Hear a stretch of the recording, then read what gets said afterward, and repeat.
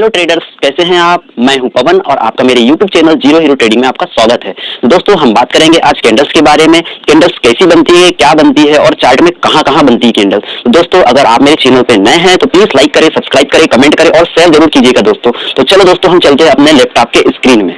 दोस्तों, यह एक बुलिश मारुवुजू कैंडल है। दोस्तों, इस बुलिश मारुवुजू कैंडल में की बॉडी काफी बड़ी तथा इसमें कोई प्रकार की ऊपर नीचे में कोई भी वीक शैडो नहीं होती। दोस्तों, आइए इसे हम समझते हैं मार्केट के चार्ट में। दोस्तों, बुलिश मारुवुजू कैंडल यदि एक अप ट्रेंड में दिखाई देता है तो यह दृढ़ता के साथ किसी ट्रेड की कंटिन्यूएशन को दर्शाता है। हालांकि जब यह एक डाउन ट्रेंड में दिखाई देता है तो इसका तात्पर्य रिवर्सल ट्रेड होता है। ऐसी स्थिति मार्केट की भावना में परिवर्तन का प्रतीक है और यह दर्शाता है कि स्टॉक या एसेट का ट्रेड अब बुलिश होने वाला है। दोस्तों, यह एक बियरिश मारुवुजू कैंडल है।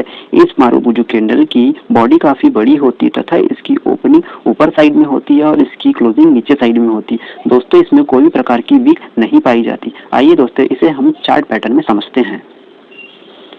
दोस्तों, जब किसी कंपनी के शेयर प्राइस अप ट्रेंड में हायर हाई बनाते हुए जाए, उस हाई में रेजिस्टेंस लेवल हो तो वहां भारी संख्या में सेलर्स आने लगते हैं और एक बड़ी बियरिश कैंडल का रूप ले लेती है। इसे ही बियरिश मारुवुजू कैंडल कहते हैं। दोस्तों, यह एक हैमर कैंडल है। दोस्तों, ये हैमर कैंडल की बॉडी काफी छोटी तथा विक्स ऊपर की ओर छोटी सी तथा नीचे की ओर बड़ी विक्स बनती है। आइए दोस्तों, इसे हम चार्ट पैटर्न में समझते हैं। दोस्तों, यह पैटर्न एक हथौड़े के आकार की कैंडलस्टिक बनता है जिसमें निचली छाया वास्तविक बॉडी के आकार में कम से कम 2 गुनी होती है।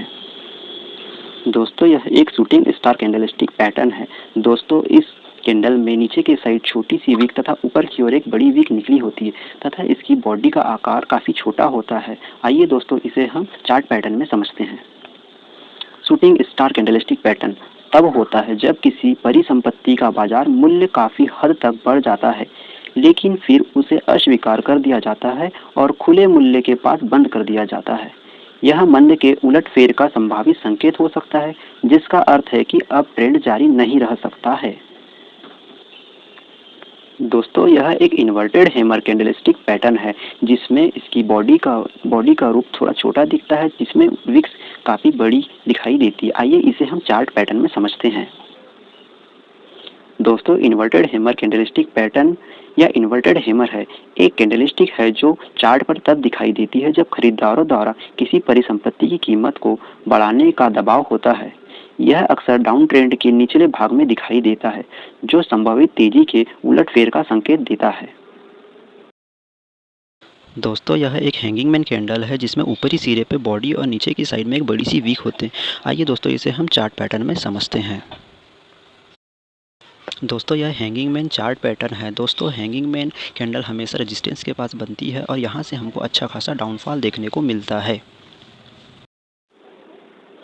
दोस्तों, इसे बुलिश स्पैनिंग टॉप कैंडल्स कहते हैं जिसमें बॉडी का आकार काफी बीच में छोटा होता है और ऊपर और निचले सिरे में विक शैडो निकला होता है। दोस्तों, आइए इसे हम चार्ट पैटर्न में समझते हैं।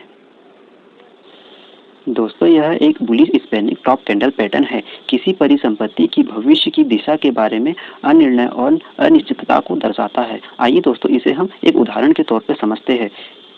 यह दर्शाता है कि बेल ने कीमत को ऊपर भेजा जबकि भालू ने इसे वापस नीचे धकेल दिया।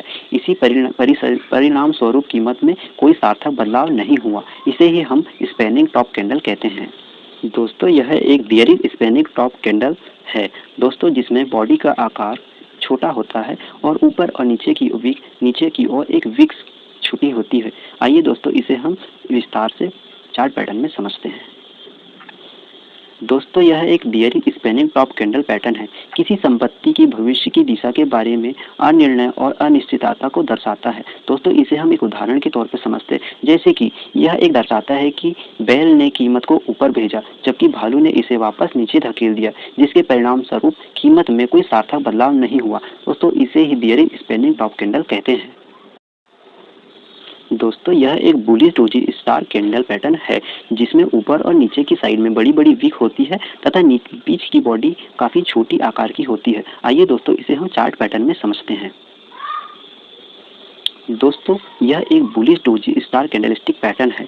गिरावट के बीच में दिखता है और तेजी के उलट होने का संकेत देता है। यह पैटर्न इस बात का संकेत देता है कि बिक्री दबाव कम होने लगी है।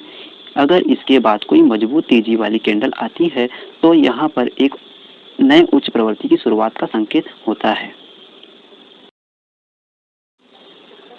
दोस्तों यह एक ड्रैगन फ्लाई डोजी कैंडलस्टिक है दोस्तों, जिसमें ऊपर की ओर बॉडी काफ़ी छोटी तथा नीचे के साइड में एक बड़ी विक शैडो बनाई जाती है। आइए दोस्तों इसे हम चार्ट पैटर्न में विस्तार से समझते हैं।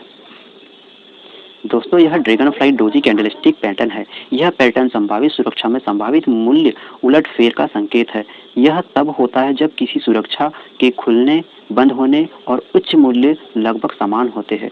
नतीजतन यह टी आकार का होता है जिसमें कोई शीर्ष पूंछी नहीं होती और केवल निचली पूंछी के साथ होती है। दोस्तों यह ग्रेविस्टेंट डोजी है जिसमें दोस्तों बॉडी काफ़ी छोटी होती है निचले सिरे पे और ऊपर की ओर बड़ी सी विक बनाई जाती है। दोस्तों आइए इसे हम चार्ट पैटर्न में विस्तार से समझते हैं। दोस्तों यह एक ग्रेविस्टेंट डोजी एक मंदी का उल्टा कैंडलस्टिक पैटर्न है जो तब बनता है जब ओपन, लो और क्लोजिंग कीमतें एक दूसरे के पास होती है और एक लंबी ऊपरी छाया होती है। लंबी ऊपरी छाया बताती है कि सत्र की शुरुआत में तेजी की बढ़त सत्र के अंत तक भालुओं द्वारा दूर कर दी गई थी। यह अक्सर लंबी अवधि की मंदी की गिरावट से ठीक पहले आती है।